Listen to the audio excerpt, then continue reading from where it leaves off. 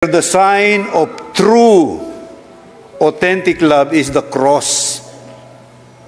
Ang tunay na senyalo, simbolo ng pag-ibig na handang magpakasakit ay ang krus, hindi puso. Ang puso ay very romantic. Don't run away from your cross. It will make you strong. Pag hinarap natin ang krus sa buhay, lalakas ka.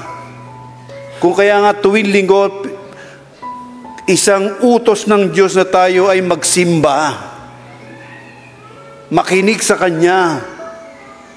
Tanggapin siya bilang pagkain, bilang liwanag, bilang lakas sa ating paglalakbay sa lupa, sapagkat ang haba pa ng inyong lalakbayin.